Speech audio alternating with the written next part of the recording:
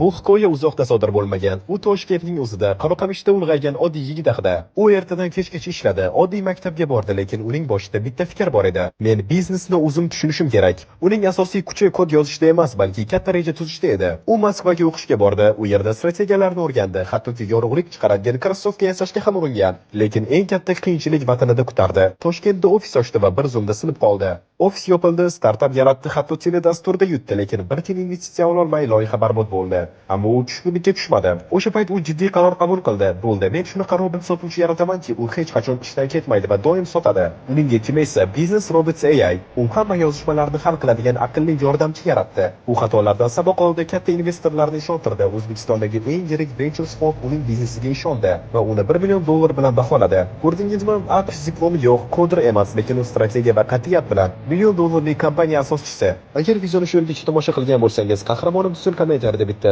qarsak emojisini qoldirib keting. Bo'lib, Next kanaliga obuna bo'ling.